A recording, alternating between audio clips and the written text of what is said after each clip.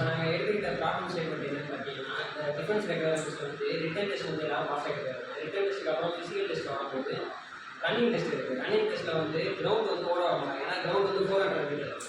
ஆனால் நம்மளுக்கு வந்து தேவைப்படுறது என்னென்னா 5 கிலோமீட்டர்ஸில் வந்து 24 மினிட்ஸில் ஓடணும். அதனால அவங்க என்ன பண்ணுறாங்கன்னா ஆர்மி அந்த ரேஸை சுற்றி உள்ள அந்த ஃபினிஷ்க்கு வெளியே உள்ள இடத்துல வந்து அவங்க வந்து ரன்னிங் விடுறாங்க.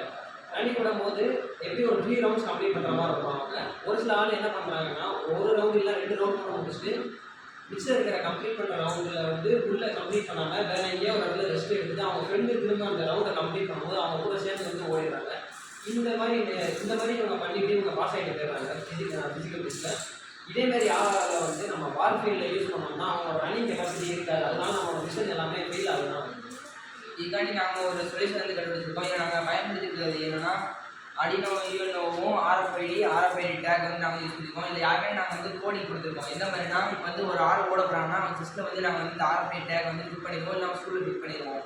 இப்போ வந்து ஒரு லேப் கம்ப்ளீட் பண்ண போகிறாங்கன்னா இது வந்து ஸ்கேன் பண்ணுறதுனா அட்மினோட எக்ஸல் ஷீட்டில் வந்து இது வந்து ஆகும். ஒரு லேப் கம்ப்ளீட் பண்ணிட்டாங்க அப்படின்றதும் ஒரு டைமிங்கும் வந்து அட்மினோட லேப்பில் வந்து காமிக்கும் எக்ஸல் ஷீட்டில்.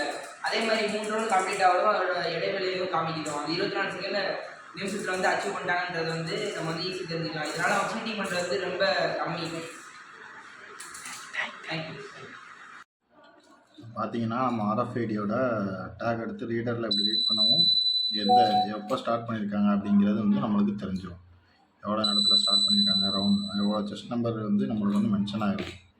எவ்வளோ ஸ்டார்ட் பண்ணியிருக்காங்க, எந்த நேரத்தில் ஸ்டார்ட் பண்ணியிருக்காங்க அப்படின்னு தெரிஞ்சிடும். இப்போ 4 பேர் வந்து ஓட ஸ்டார்ட் பண்ணியிருக்காங்க. ஸோ இதுக்கப்புறம் நம்ம கொஞ்சம் கேப் விட்டுட்டு நம்ம வந்து திரும்பி மறுக்காம ஒரு வாட்டி நம்ம ஆர்எஃப்ஐடி ரீடரோட ஸ்கேன் பண்ணோம்னா நம்மளுக்கு வந்து டேட்டா வந்து ஈஸியாக வந்து கிடச்சிடும். இப்போ நான் வந்து ஒரு 4 மெம்பர்ஸோட ஒரு டேட்டாஸ் வந்து எடுத்திருக்கேன். இப்போ வந்து செஸ்ட் நம்பர் 2 வந்து ஸ்டார்டிங் டைம் அவங்க ரவுண்ட் 1 எப்போ முடித்தாங்க, ரவுண்டு 2 எப்போ முடித்தாங்க, டோட்டல் டைம் எவ்வளோ, பாஸ் ஆனாங்களா ஃபெயில் ஆனாங்களா, இதுதான் வந்துடும் ஓரளவுக்கு. இதே மாதிரி 4 பேருக்கு நம்ம வந்து டேட்டா ஈஸியாக வந்து ஓரளவுக்கு எடுத்துடலாம்.